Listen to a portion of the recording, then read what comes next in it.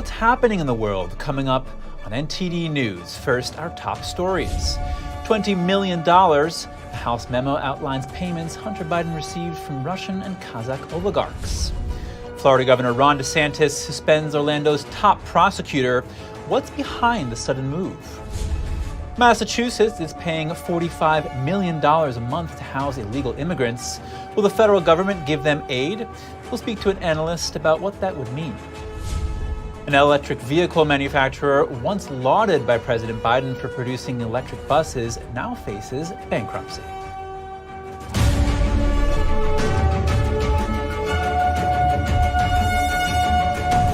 Welcome to NTD News Today. I'm Chris Beers. Our top news.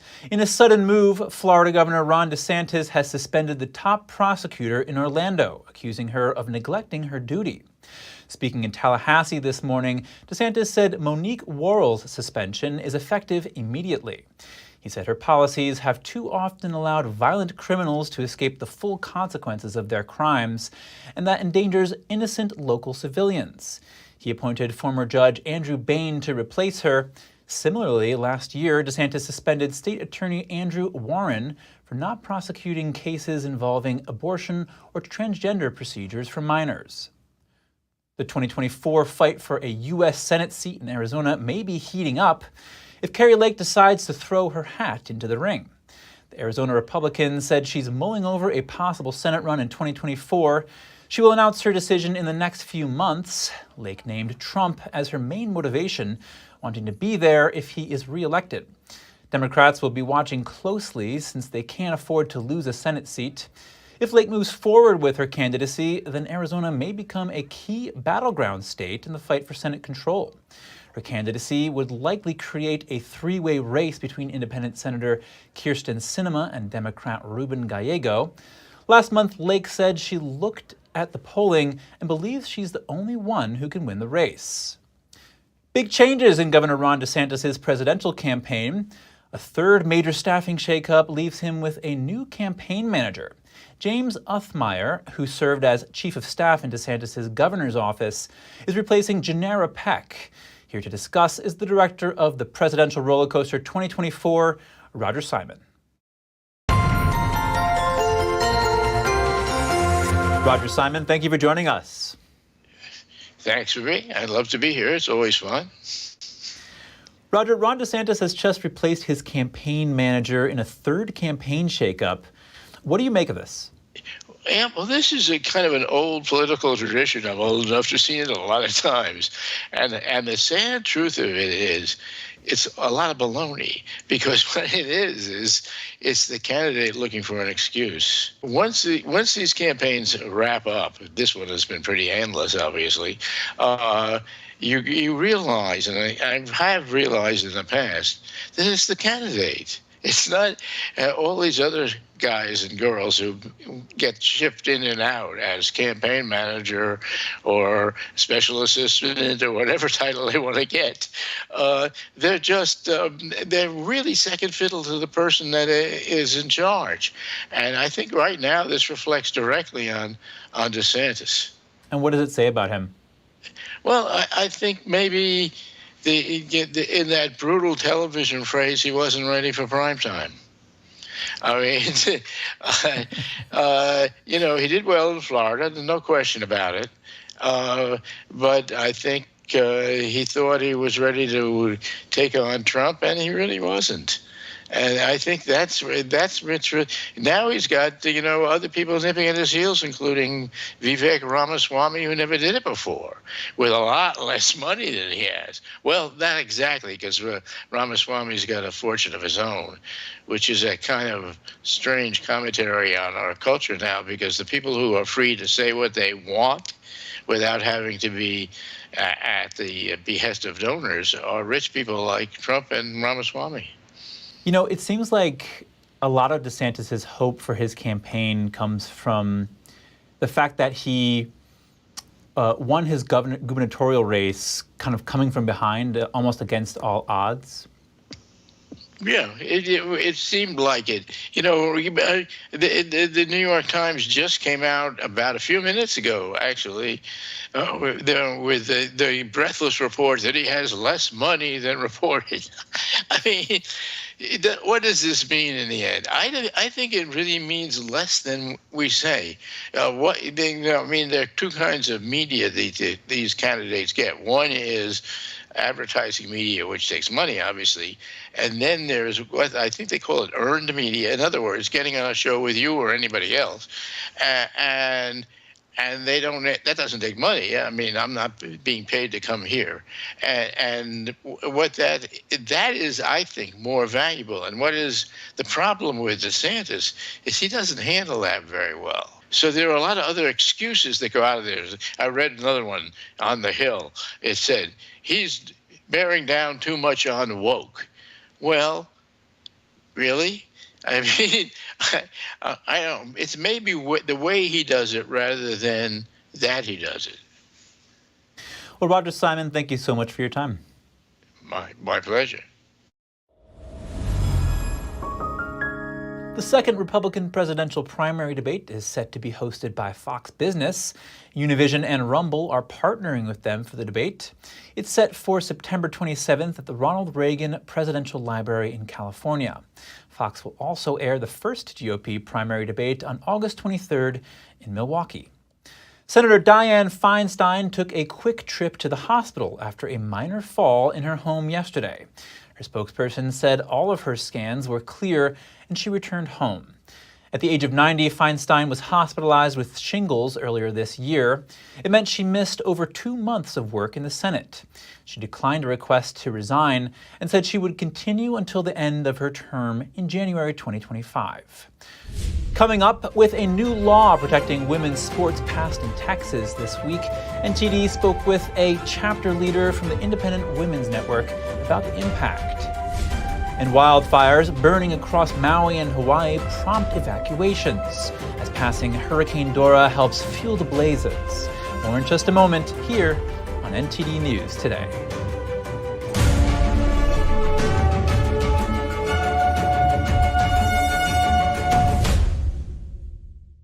We would like to help you maintain a healthy body and mind so that you have the strength to enjoy a productive and fulfilling life. We want to keep you informed so that you can make the best decisions to support your family. We want to offer you the best education so you can join us in building a positive future for humanity. We hope to inspire you with goodness and compassion, to nurture your heart and soul with love and kindness, and fill your spirit with positive things. We'd like to share the tastiest meals with you because you are part of our family. We want to bring you the most interesting and exciting things so we can enjoy every single day together. Ganjing World, technology for humanity. Imagine a coffee that cares for your health. Expertly fermented with a 50 enzyme complex to enhance flavor and remove bitterness. Small batch roasted to a decadent medium dark, resulting in a brew that is gentle on digestion, low acid, and up to 90% less caffeine than regular coffee.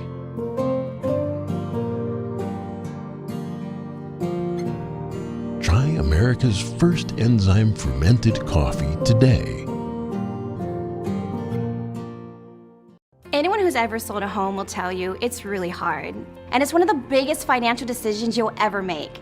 That's why who you work with matters. Together with HomeLight, we take care of every detail.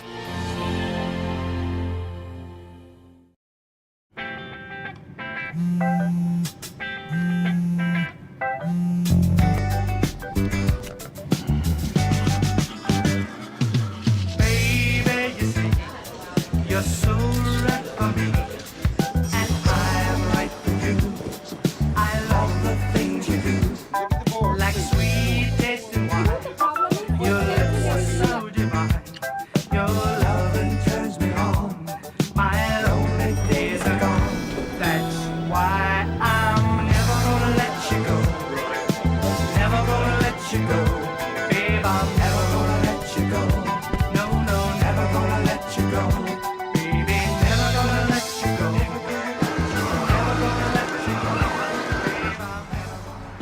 you go.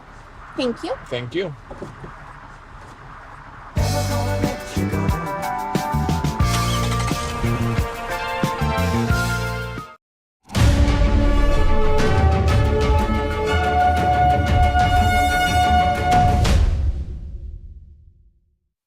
Welcome back. Hunter Biden and associates received $20 million in foreign payments, according to a House memo. Millions of it came from Russians and Kazakh oligarchs. The 19-page memo is the third about the Biden family business dealings. The memo shows redacted screenshots of bank records. It also says President Biden met with the same people that paid his son the millions of dollars. It brings the total money Hunter received to over $20 million. The memo states Joe Biden, the brand, was the only product the Bidens sold. It outlines how the then vice president joined over 20 phone calls and attended dinners with Russian oligarchs and other business associates. We have some breaking news. The 2 Americans kidnapped in Haiti have been freed. That's according to humanitarian organization El Roy Haiti. The New Hampshire woman and her child went missing around 2 years ago. Around the same time, the U.S. State Department ordered non-emergency personnel to depart Haiti, citing rising violence and frequent kidnappings. Emergency declared in Massachusetts over the illegal immigrant influx. The sanctuary state's facilities are pushed to the limit with 20,000 people living in them, an 80% increase from a year ago. Now, Democratic Governor Maura Healey calls on Washington for help. We discuss with Jessica Vaughn, Director of Policy Studies at the Center for Immigration Studies. Jessica Vaughn, thank you for joining us again. Thank you for having me. Jessica, leaders from sanctuary jurisdictions like Massachusetts and New York City are asking for federal aid to support them in handling the overflow of migrants there. How would such aid impact the situation at the southern border itself? Well, merely giving the local governments or state governments like Massachusetts federal funding is not going to do anything to stop the influx of illegal migration. It might even attract more because it enables these sanctuary jurisdictions to keep providing support to the illegal arrivals. And are these the only 2 jurisdictions that have requested financial aid in handling illegal immigrants in their cities so far? As far as I know, these are the only jurisdictions that are asking for emergency assistance. Possibly the District of Columbia did a while back because they're a uniquely federal jurisdiction. But we could see more of this if the Biden administration decides to help them by giving this money from FEMA. So you're saying it would be like a type of precedent?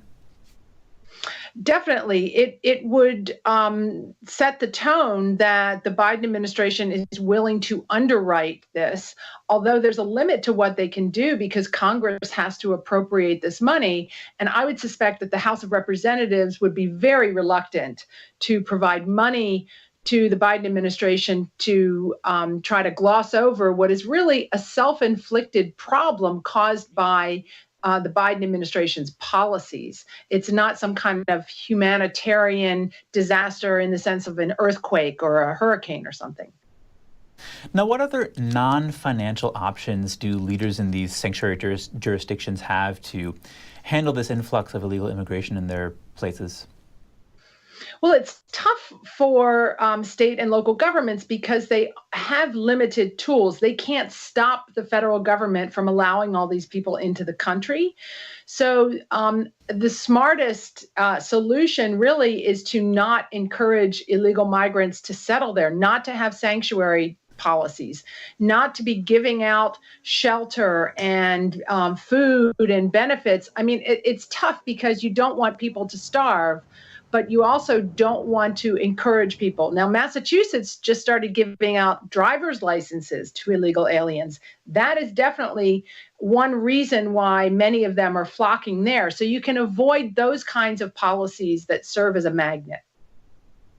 Now, we recently saw images of armed men coming across the southern border in Texas. They're believed to be cartel members.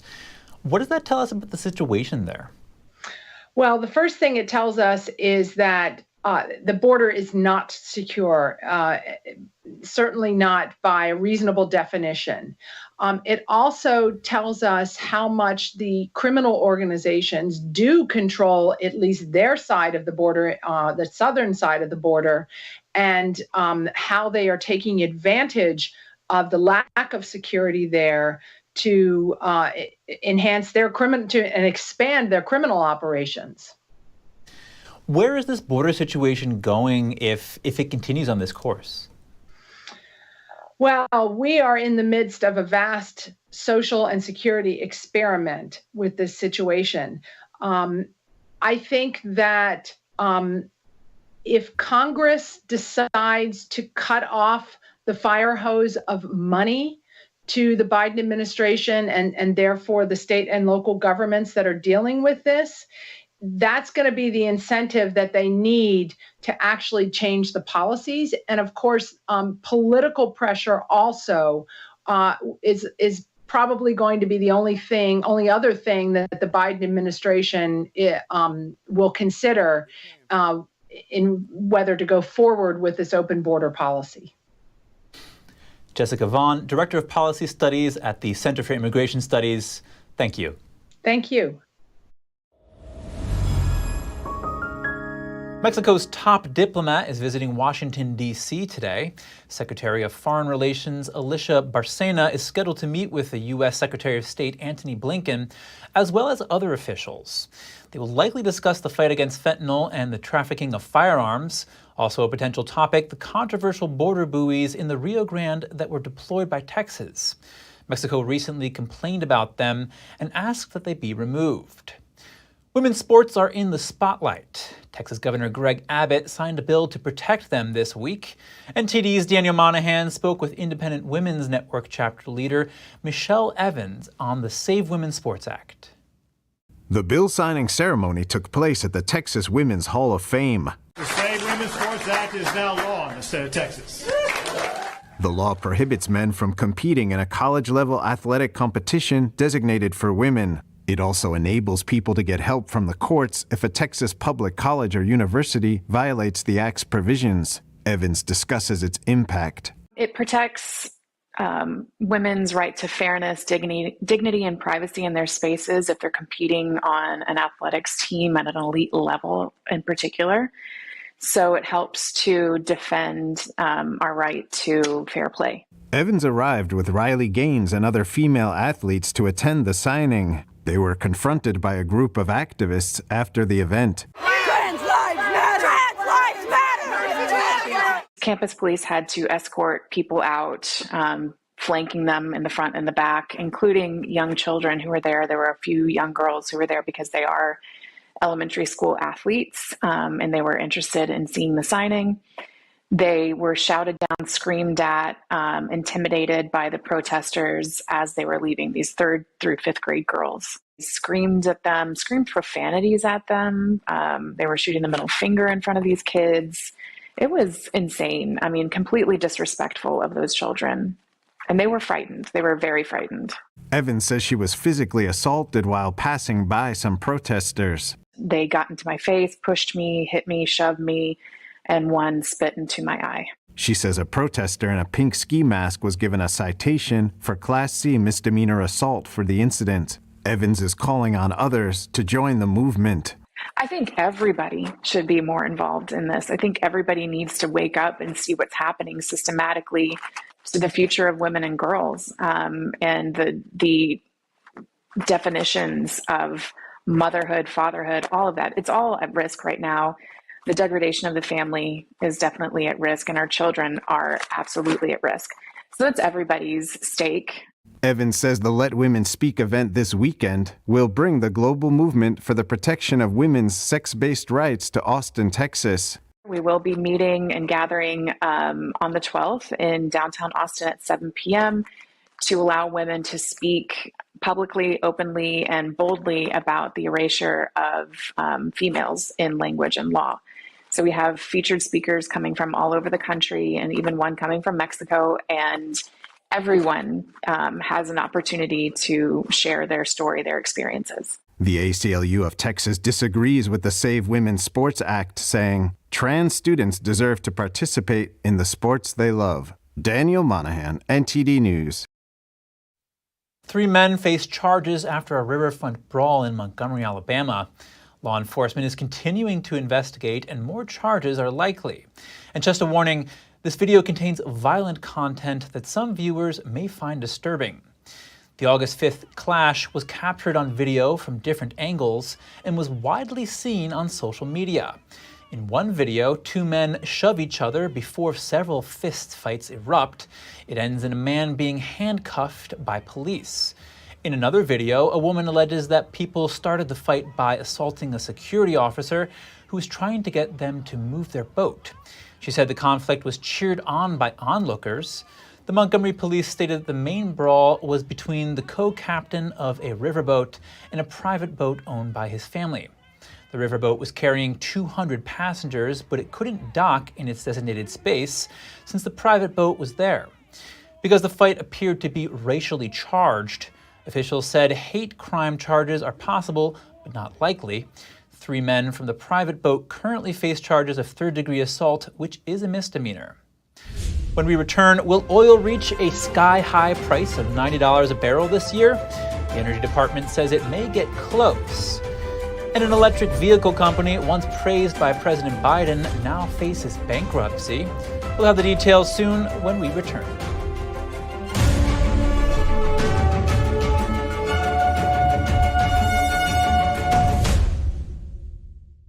It's been said that service is the rent we pay for living on this earth.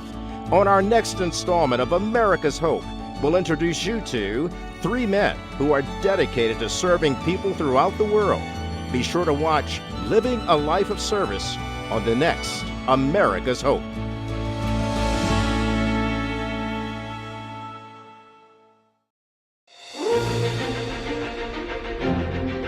NTD's Capital Report. It's about getting answers, cutting through the fog of politics. It's about your questions and our chances to ask. What is the net impact of the American Carson Graves? Thank you for joining us. We're speaking to those in power to find out what does this mean for the people. We're here so you are in the know.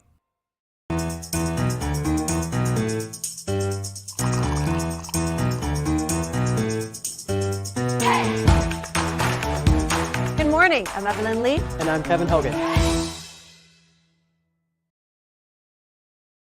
The stories that need to be told, the voices that need to be heard, the truth that you need to see. Get unbiased and in-depth news. Don't miss a beat. I'm Stephanie Cox. At NTD, we're here for you.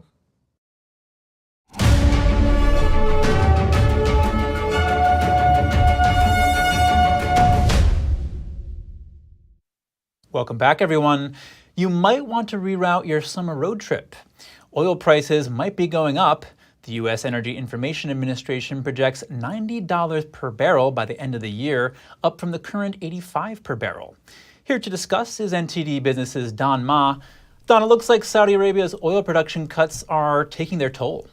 Yeah, Chris, I mean, that's definitely a factor, but there's a lot of factors that can impact gas prices, oil prices.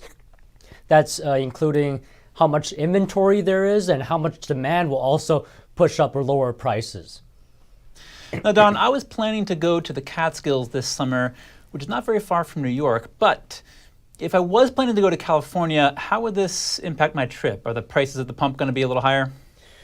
Well, you have to consider more than just the distance. You have to travel in this weather, because if it's very hot, I presume, Chris, you would have to turn on the AC, right? And that could cost you more than just the distance you're traveling. Sure. Well, hopefully it won't be too hot when I make my trip up to the Catskills. Well, bring some water, Chris. Yeah, exactly. Now, Don, we're also seeing, of course, high inflation, higher interest rate hikes over the past couple of years. In October, student loan repayments are going to start kicking in again. And we've just heard that there's a record high credit card debt in the country, over $1 trillion. It seems like with this, now with this higher gas prices forecasted, things will be pretty hot in the American economy. Well, there's also the factor of, are we going to see a recession this year or next year? But yeah, Chris, there's a lot of factors here that are at play. Earlier, I spoke to an energy expert, and what he told me was that he actually disagrees with what the EIA is saying about prices reaching closer to $90 a barrel. Let's hear what he has to say. Here's Tom McNulty. And now with me to talk about oil prices is energy expert Tom McNulty, president of TJ McNulty and Company. So I wanted to ask you, the Energy Department is forecasting oil prices to approach $90 a barrel, around 86-ish later this year. So I understand you have a lot of experience in the energy sectors. So what do you think, Tom? Yeah, that's the EIA, right, from the DOE, the alphabet soup. I think it's a little bullish. I mean, keep in mind, when prices are high, companies and countries that make oil barrels try to make more. I mean, it was just late last night, I think, that Iran has announced they're going to increase production. They're going to try to get to 2.5 million barrels a day. That's a big increase. I don't know if they can do it or not. There's a lot of leakage around OPEC and OPEC Plus, people cheating. There's a lot. The Russians will produce as much oil as they can to finance their war, oil being sold into India and China at a discount, and American production is coming up. So I'm less bullish. I think, it's possible we get there, but if we were to get there, it would be very temporary. I think there's going to be more downward pressure. All right, where would you put, just ballpark, a price for a barrel? By the end of the year, where EIA is, I think it will be where we are now or lower. I mean, I would say probably back into the upper 70s, mid to upper 70s, maybe around 80. Saudi Arabia apparently is still extending its production cut. I mean, that should have upwards pressure, right? Yeah, they have less power than I think they used to. And I think, keep in mind, trading happens with the marginal barrels on the edge of the market. So there's upward and downward movement, a few dollars here and there on news. But the Saudi efforts are, they're offset, I think, to a large degree by some of the factors I mentioned. Production from North America, the Iranians, all kinds of production, perhaps coming online over the next few years out of South America. So I think that they are being very defensive, and I think that's a move that we can expect them to make, but I don't think they have as much power over the market as they used to. What about the impact of demand? I think that should be going up a little bit. Yeah, but I think that it depends on who you believe in terms of recession and what's happening worldwide. I think there's still a tremendous amount of growing demand throughout the developing world, Southeast Asia, Southwest Asia. I think that, that offsets flattening demand to some degree in Europe and North America. I do think demand, however, is still increasing. And, normally, again, that would be bullish for prices, but I just think there's a lot of supply and there's a lot of potential for supply. Keep in mind, it's a commodity. So when prices are high, you want to sell more of the commodity, and it causes production to go up, regardless of what the Saudis do. So then, in your view, gas prices at the pump will be little changed this year? We're in this trading range. Yeah, I mean, 5-10 cents either way. I don't see a spike higher, and I don't really see dramatic declines. All right. Thank you so much today, Tom. Hey, great to see you. President Biden is asking for aggressive action to make federal employees return to the office. It comes after a report showing multiple agencies have mostly empty buildings. A government accountability office reports show headquarters of 17 federal agencies are using 25% or less of their capacity. White House Chief Staff Jeff Zients sent an email to cabinet members on the issue. He said returning to in-person work is critical to the well-being of teams and will create better results for the American people. Zients wrote that workers should return by September and October. The local Washington economy is also suffering. The mayor of Washington asked the Biden administration to bring the workers back or let her reallocate the empty offices for other uses. The California-based electric vehicle company touted by President Biden has filed for bankruptcy. Proterra made electric buses and electric vehicle parts. The company cited various market and macroeconomic headwinds in its announcement. Biden once praised the firm for helping America try to become the world's biggest electric bus maker. The firm is now seeking to raise more operating capital or find a buyer. Proterra CEO says the firm will sharpen its focus on supplying batteries. Proterra has been closely linked to the Biden administration. Energy Secretary Jennifer Granholm once served on its board of directors, and Proterra CEO was appointed to serve on the President's Export Council. The company also stood to benefit from Biden's $1.2 trillion infrastructure bill. It included around $5 billion to replace existing school bus fleets with electric or hybrid buses. A major recall from Chrysler. Nearly 45,000 vehicles have problems with their airbags, which may put drivers and passengers in danger. The problem is a piece of interior trim that could interfere with the airbag. The recall includes current and last year model Jeep Wagoneers and Grand Wagoneers. Any Chrysler dealer can inspect the vehicles and correct the problem at no charge. Chrysler is planning to mail letters to all owners of the affected vehicles September 22nd. Nearly 30 abandoned cars fished out of a lake in Florida. The find was made last week by underwater search team that specializes in missing persons cold cases. It turns out the vehicles were not connected to any of those cold cases, and no human remains were found. But authorities are investigating to see if the vehicles are linked to other crimes. They said due to high numbers of missing people and vehicles in South Florida, the Doral Lake was one of many locations they are searching. And they'll know more once the vehicles are pulled from the bottom of the lake. More than 40 cold cases are under investigation in Miami-Dade and Broward counties. Wildfires in Hawaii today raging with high winds, burning hundreds of acres in Hawaii and Maui, and forcing evacuations. Multiple communities were left without power. Footage shows fires blazing across the horizon. Hurricane Dora passed to the south of Hawaii, fueling the fires with strong winds. The conditions are expected to continue through today and Thursday.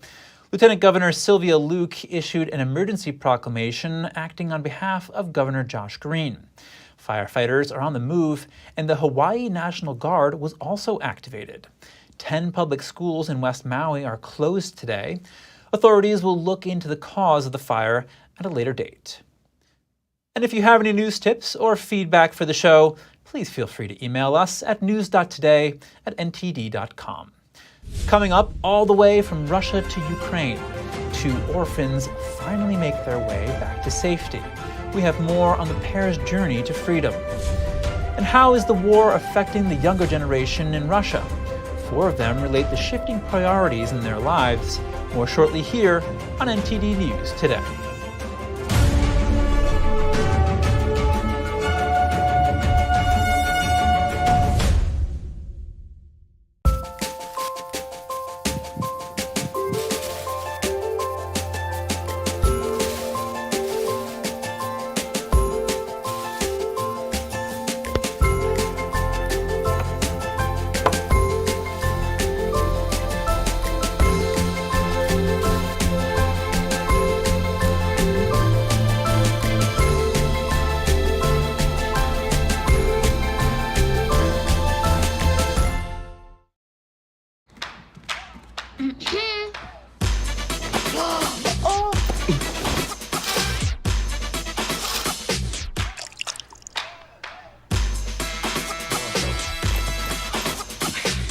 You're not going to get it all right.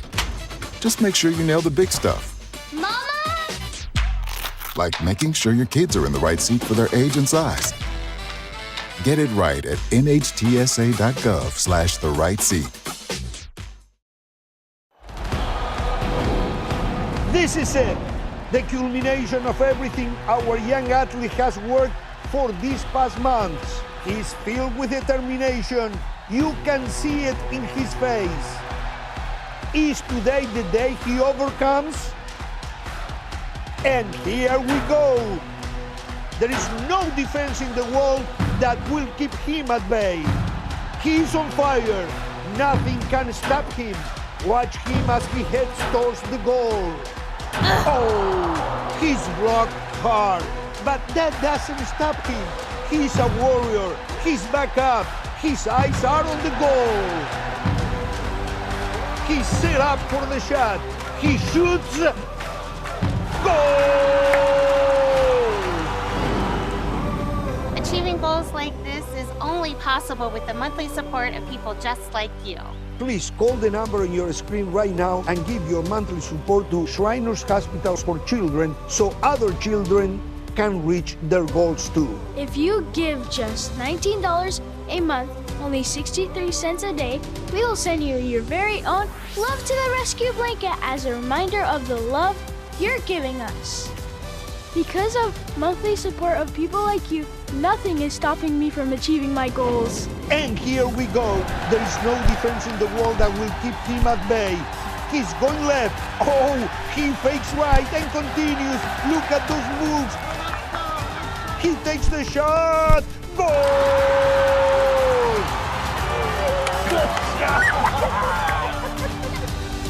Please call or go online now. If operators are busy, call again or go to loveshriners.org to give right away. Your monthly gift helps kids achieve their goals. Goal!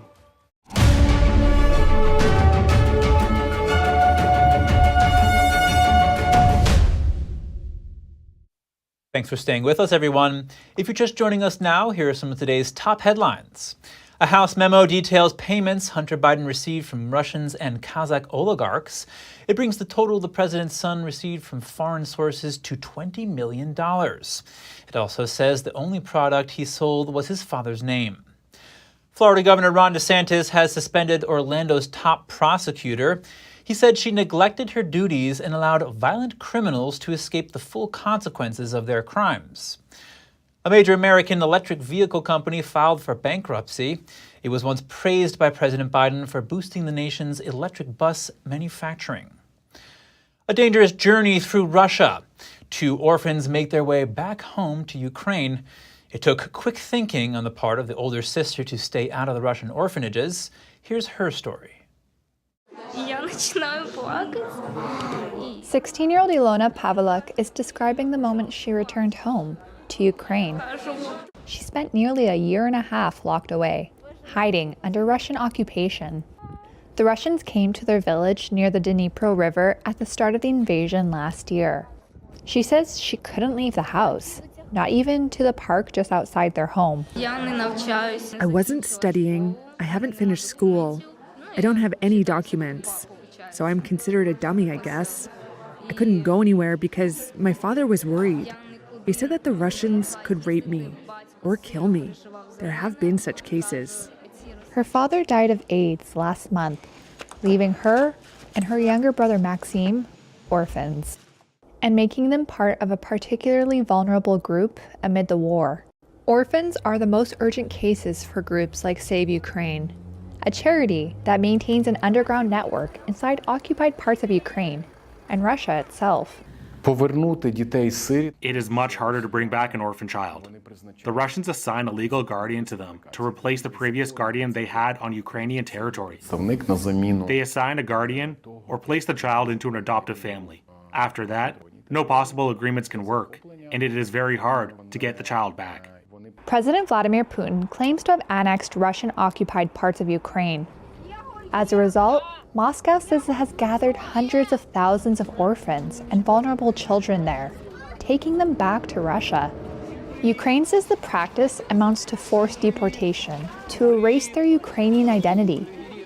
That's a crime against humanity, something Putin has already been indicted for by the International Criminal Court in The Hague. I knew I had to leave because they would have taken me to Russia, given me a Russian passport, and sent me to an orphanage. 1 or 2 days after I left, they came to my house, and I wasn't there. What if I had stayed? Ilona and Maxime were able to escape with the help of Save Ukraine, but the journey wasn't simple. They traveled through Russian-held territory, to Russia itself, then to Belarus, until they finally made it back into Ukraine. Details of the journey are kept confidential to protect activists along the route. The pair are living at the group's hostel in Kyiv until they can sort their paperwork. Then they'll be off to relatives living in Slovakia as a refugee. But for now, Ilona is safe and no longer needs to hide. Russian youth are feeling the impact of the war as well.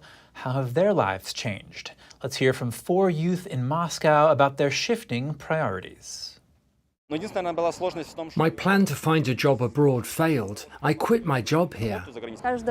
I was in tears every time someone I knew was leaving Russia, as it seemed that we would never see each other again. 4 young Russians living in Moscow. They told us about how their lives have changed since the start of what the Kremlin calls its special military operation in Ukraine.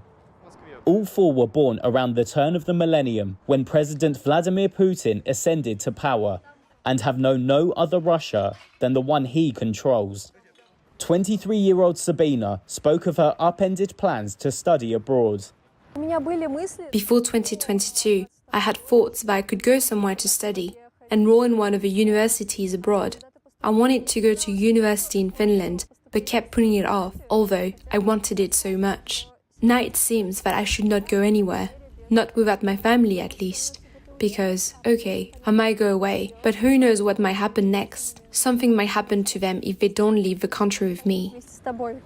Maxim Lukyanenko is a student from Krasnodar.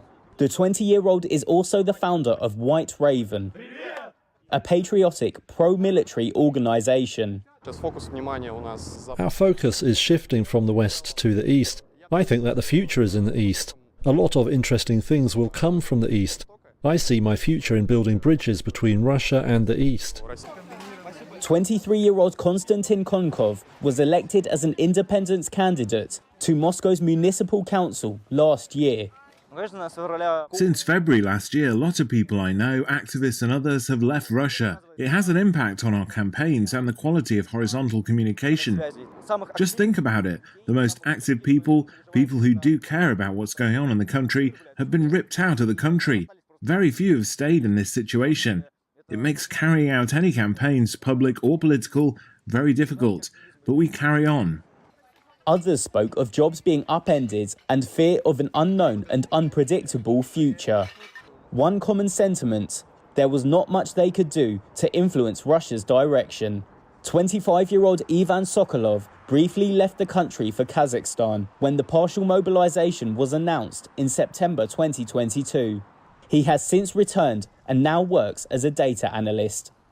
My friends are here, my family is here. I was born and grew up in this country. I can't change or fix everything in the country, so I'm forced to come to terms with it, get used to it, and live on. Still to come, 3 skeletons, an oven, a shrine, and the charred remains of a bed. Archaeologists uncover a home in Pompeii, shedding light on the lost city and the lives of its inhabitants. We'll be back with more soon.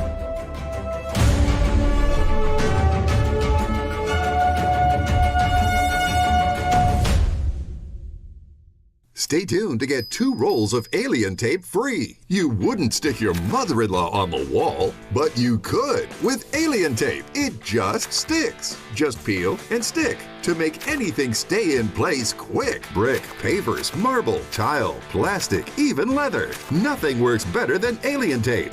You wouldn't stick your fishbowl on a moving car, but you could with alien tape. The secret is nano-stick technology that grabs and locks on to secure one side of the surface to the other. Alien tape secures in seconds, then twist, pull, and rinse to reuse. Call or go online to get your first roll of alien tape for just $19.99, plus shipping and processing. But to make this deal really stick, we'll give you 2 more rolls absolutely free. You get 3 rolls of alien tape for one low price. Order now. To order, call 1-800-490-1364 or go to tryalientape.com. So call 1-800-490-1364 or order online at tryalientape.com. In America, politics and business are 2 separate worlds. Politicians make laws, CEOs make profits. But now, that's all changing. A movement has been growing to unite corporations, governments, and global institutions. Its purpose is to deal with issues like climate change, racism, inequality, and gun control. It is called ESG. How does it work? And how will it change our lives? Are we bending Wall Street to our will, or are we the ones who will be manipulated?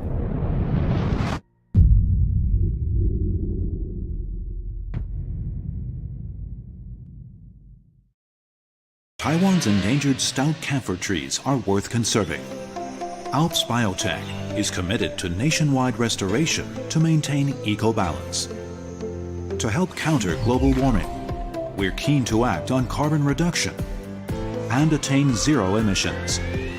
We're realizing ESG sustainability while building up carbon credits. Restoring stout camphor trees, promoting global sustainability. Alps Biotech.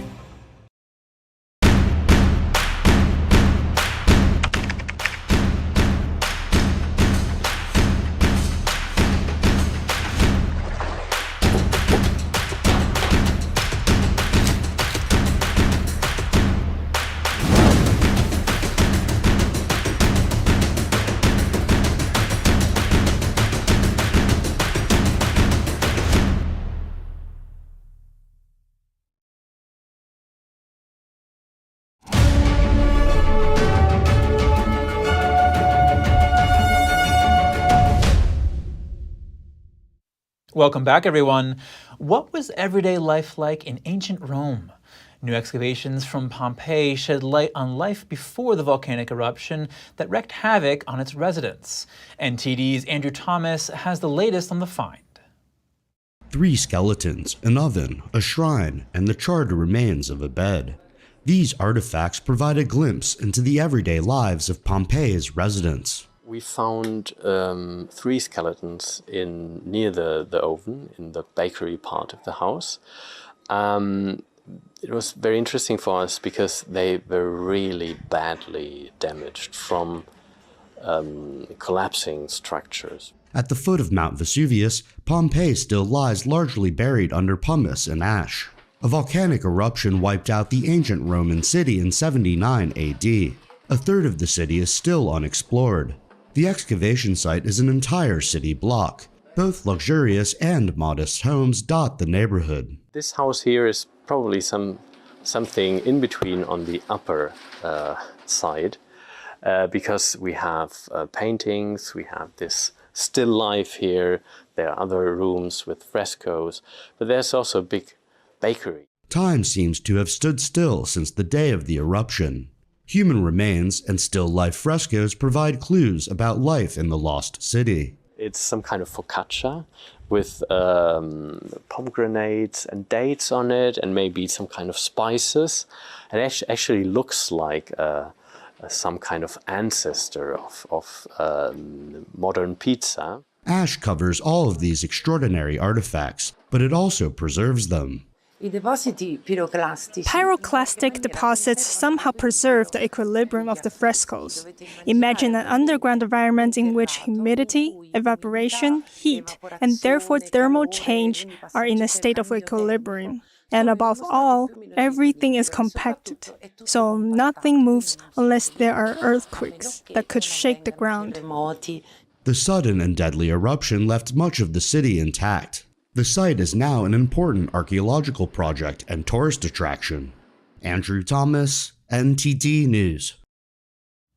Get ready for the best meteor shower of the year. The Perseid meteor shower hits its peak this coming weekend. According to earthsky.org, the crescent moon will be barely illuminated.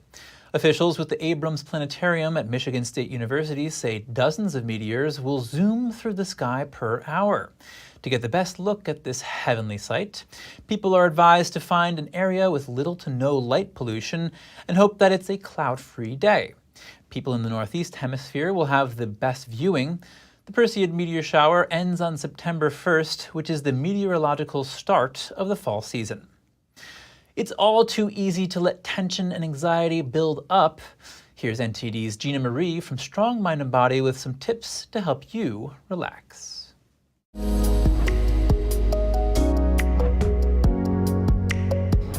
routine thoughts can put tremendous strain on us. We might be thinking, if I don't work hard, I'll be sifted out. Or, no matter how hard I work, I can't get everything done. Stress leads to mental tension, and inner fatigue can lead to psychological anxiety.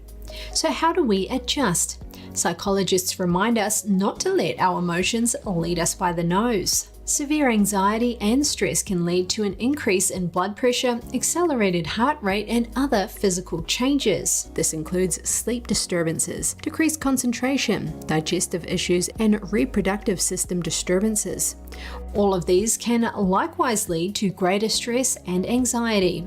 Every emotion exists for a reason, but we can choose not to be led by them. Here are 4 tips to help relieve tension and anxiety. Number 1, focus on the moment. Instead of worrying about how to stop worrying, focus on what you need to do right now. When we focus on what's right in front of us, the thought of I haven't done this and that yet doesn't come to mind.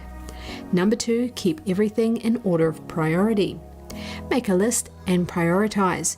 Do the important and urgent things first and less important and less urgent things later.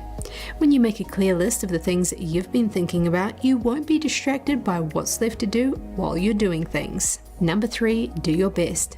Do your duty and await the outcome. If you constantly keep yourself on standby just in case there's more you have to do, you'll miss out on many wonderful things. Therefore, as long as you know you've done your best, you needn't concern yourself with the outcome. You can only adjust your own situation. And number 4, set aside time for yourself. Take care of your physical and mental health, as your health is more important than anything else. Don't ignore what's going on in your heart. Only by allowing time for yourself and talking positively to yourself can you adjust your own pace in a fast-paced society. Any form of anxiety can lead to physical and mental health problems, and there are ways to relieve anxiety. But if you feel anxious for a long time, you should seek professional help from a psychologist as soon as possible. They can help to assess your situation and help you to overcome anxiety. A new billionaire is made. The Mega Millions lottery announced that one winning ticket for Tuesday's jackpot was sold at a Publix in Neptune Beach, Florida. The details behind the winning ticket have not been released yet. The jackpot was worth an estimated $1.58 billion, the largest in the lottery's history. Thank you for tuning in today. I'm Chris Beers.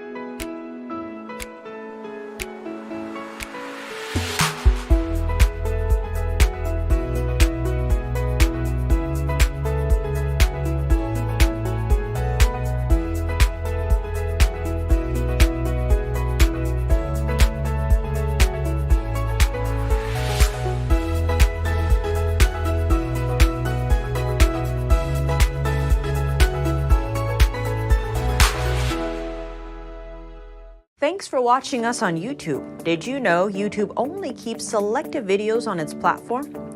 So if you want to make sure you get the full picture, just subscribe to our newsletter. Go to newsletter.ntd.com and sign up. It's free.